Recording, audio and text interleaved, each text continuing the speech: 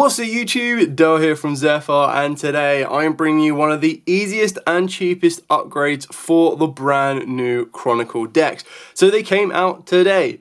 The chances are you picked up 3 of them because they're absolutely amazing with all of the type of reprints in them. So now what you want to be looking for is the next step. How do you then upgrade the deck to give it more of a competitive edge? And that's exactly what I'm going to bring you here. So I'm going to give you a full-on profile, including main, extra and side deck, that all are incredibly budget. I've kept the cards that are not in the deck separate so you know exactly what cards you might want to go out and pick up if you want to follow this exact line of upgrades. So with all of that out of the way, please smash that like button, hit that notification bell and subscribe so you don't miss out on any more upcoming content. I'm going to dive headfirst into the profile, show you what we've got, explain why we've got it, and then talk about the particular upgrades that you're going to be looking for in order to take your Chronicle decks to the next level. So starting off with Free Fallen of Albaz, pretty straightforward no matter what type of particular branded Despia or Chronicle deck you are looking to play, you're going to max out on this guy. Free Aluba, Jester of Despia, again another maxed out option. So when you're working on towards the Aluba of the Jester of Despia, the idea behind this one is this is your main starter because this will then work you into your branded fusion and everything else in between. For the other cards, we've got 2 Cartasia. I should have noted at the start of the video that I've kept this at a 40 card build. I try to keep my builds at 40 cards where possible, but branded is a little bit different. You could branch it up to a 45 or even to a 50 if you want to, and that's when you could start using some of your side deck cards and push them into the main deck, or open up the door for stuff like Nadir Servant and other cards alongside that.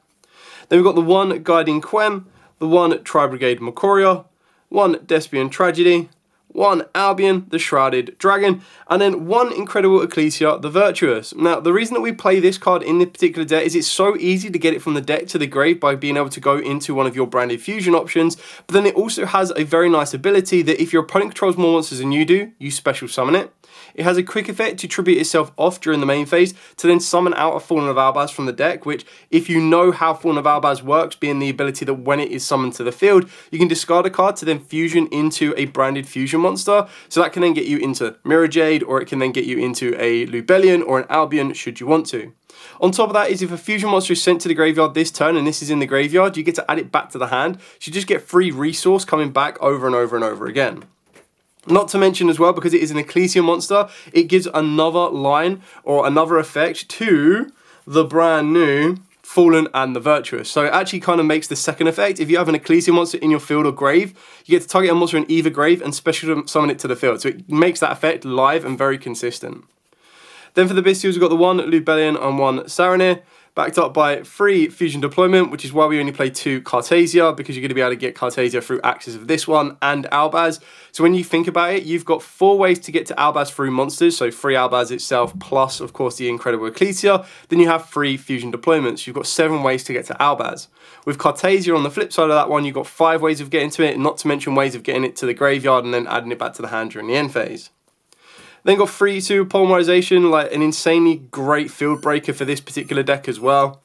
Backed up by 3 Branded Opening, 2 of the Branded Fusion, 2 branded in High Spirits, and a card that I still haven't really kind of nailed down the ratios of exactly how many I would want to play on this one, but I'm trying out 2 Fallen and the Virtuous. I've tested it at 3, it felt a little bit too much because it's one of the ones that is great, don't get me wrong, because the first effect to send one monster that mentions Fallen of Albaz from the extra deck to the graveyard to target a face-up card on the field and then destroy it is actually really, really helpful because it will allow you to actually dodge targeted effects. So if they try to like Imperm your Aluba, you can use this, send and dodge, which is really kind of cool.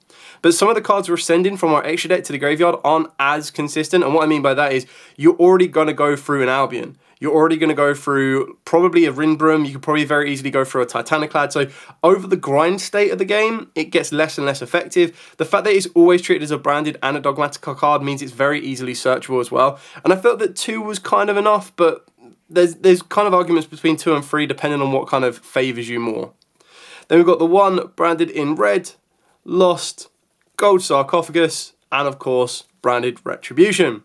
Now the last 6 cards I'm going to show you are blanks. Now the reason they're blanks is because these last 6 cards can be any hand trap or breaker of your choice. You can go for 3 Mulchummy Fuelos if you have access to them. 3 Ash Blossom and Joyous Free Spring, 3 Draw and Lotbird. You could do, if you're feeling extra spicy, 2 Nibiru, 2 Veiler, and then 2 Ghost Ogre, or 2 Ghost Bell, 2 DD Crow. It really comes down to what you have available to you and what you want to add in. There could be 3 Fueloses, 3 Perulia. It kind of gives you a lot of flexibility. It could become 3 Forbidden Droplets, it can become 3 Forbidden Chalice, Infinite Impermanence, the list goes on and on and on and on. It comes down to your preference and what you have available to you.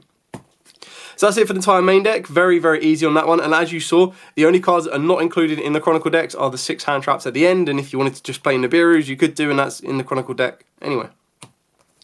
Moving on to the extra deck. So again, what is included in the Chronicle structure deck already is 2 Grand Grignol. So you're going to want to be able to play 2 of this one. You can play and add in a Lulu Walif if you wanted to, but that just kind of gives you another target off the back of this. I actually choose to play a different target. Some people do play Proskinian, which is, not Proskinian, sorry, Quintirius, which is this one here.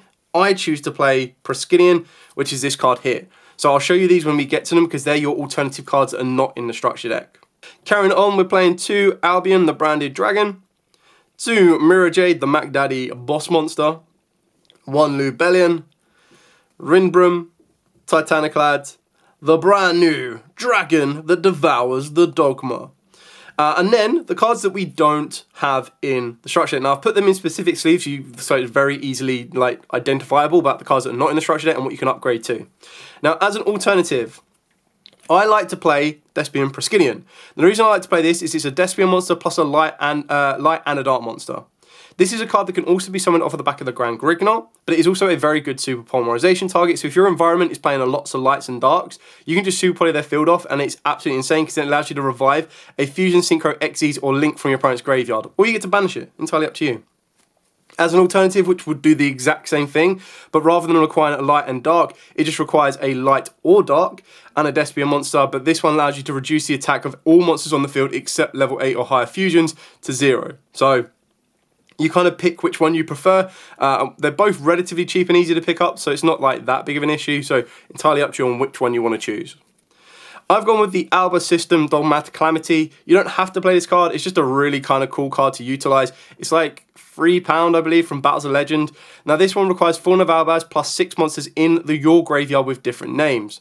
It must be fusion summoned, and it can attack all your opponent's monsters once each. It cannot declare an attack unless you send a card from your extra deck to the graveyard. Once per turn, if you control this fusion summon card and have 6 or more fusion monsters in the grave with different names that mention Fallen of Albaz as material, you get to send all cards in each player's extra deck to the graveyard. So it just rips your opponent's extra deck apart. You've got 4,500 attack that just gets to go attack, tap, tap, tap, tap, and it's just an insanely powerful boss monster. You don't have to play this, you can sub this out, and again, if you wanted to play Quintirius and Proskinian, that is another option for you. Another one is Guardian Chimera, so you make this only off of the back of Branded in Red. You can also include, now I don't think I've got the card to one side, but you can include the Ad Libitum in the main deck, and the Ad Libitum is another way to get you your Mirror Jade back, and it's probably one of the best targets to use to make your Guardian Chimera, but that really does come down to kind of like your preference and everything else in between on that one. Then for our other super poly targets, we've got Mud Dragon and we do have Garura, just so you've got your generic options for that one. You can add in a Dracostapelia, which is 1 fusion monster and a dark monster. That can give you a really good kind of option to super poly off and still give you a nice little negate. So that's it for the main deck and the extra deck. Like I said, the ones that are in the extra sleeves are the ones that aren't in the Chronicles deck, and then it's kind of up to you whether you want to play Quintirius as well as Proskinian or one or the other, or entirely up to you. Now to move on to the side deck. So for the side deck, the cards that are already included in the Chronicle structure deck is 1 Bestial Druid Swarm and Magnamut. This is purely on one of the ones that if the environment is very dark or light heavy, and they're cards that want to stay in the graveyard, you can utilize stuff like your Magnamut and your Druid Swarm to be able to deal with them directly. 1 Fusion Duplication, backed up by the Black Goat that laughs, and the reason that we've got those in there is because we do side in the Triple Tactics Thrusts. Now you can main these cards if you wanted to, and that's when the Dear Servant comes into it, because if you wanted to bump the deck up to a 50 card deck, you could play 3 Triple Tactics Thrust, 1 Fusion Duplication, then add in 3 Nadir Servant if you really wanted to, and it just gives you a little bit more gas and a little bit more resilience towards your opponent's Ash Blossoms on your branded fusions and everything else in between. Then the other card that is, or the final card that's in the Chronicle structure decks is free Nibiru, the Primal Being. Again, this is just a hand trap of choice. You can adapt it if you want to, but it comes in the Chronicle deck. It's very easily added, no additional cost applied to it, and it just kind of fits in really, really nicely. Now for the final cards that are not in the structure decks, it's entirely up to you if you want to pick them up. We've got the one Albion the Sanctified Dragon with Yugioh the Supreme. Now, I'm not the biggest fan or advocate of this card, but I do fully understand that a format that we're in when people are Mjolnir turn skipping players, where we are getting locked down, if you have the ability to play your own lock, you kind of have to, or you're going to put yourself at a bit of a detriment, which is why you would play this combo here. Now, I fully understand that Albion the Sanctified Dragon is probably the most costly additional card to this whole entire setup, because I'm pretty sure this costs the same as one Chronicle deck, which is crazy. But the idea behind this one is you can make this during your turn, and then you would be able to send an Yugioh the Supreme through your fusion plays, and then summon this back to your opponent's field through the back of the Sanctifier effect. Then it locks your opponent down, it makes it very, very awkward for them to out it, and kind of move on and progress from there. It kind of comes down to environment, it comes down to what you have available to you. If you don't want to play this at all, it frees up 2 spaces in your side deck. They could become Dark Rule No Mores, they could become Call by the Greys, Triple Tactic Talents. Really up to you whether you want to put them into the main or not. And then the final card we are playing is free Dimensional Barrier. It's just one of these formats right now where Dimension Barrier can put in a lot of work, and you're kind of making that decision whether you feel the environment is more effective for Dimensional Barrier or Dark Rule No More.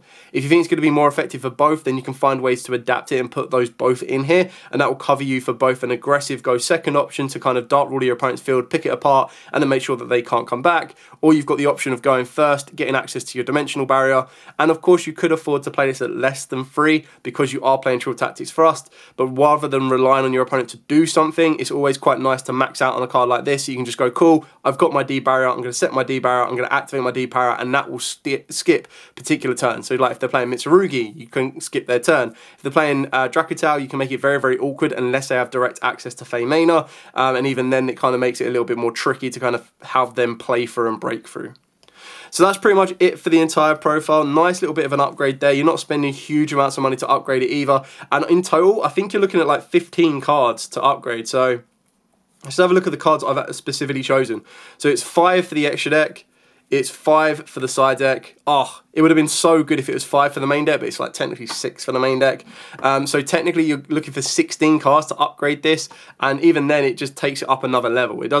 It's not like a huge, massive difference in regards to like, oh, I don't afford these or I can't afford these right now, I just want to play the Chronicle decks. You very well can do. That's just how much of a minimal change you need to make between what you get in the Chronicle decks and then what you can add to it as well. And most of the cards you're upgrading, bar the Sanctified Dragon, aren't really going to break the bank, which is really nice, so that if you are on a bit of a tighter budget, you can work your way down that route as well. Anyway, that's it for the entire profile. If you do have any questions at all, by all means, please put in the comments down below. I'm always happy to answer them where at all possible. For now, as absolutely always, stay safe, and of course, happy dueling.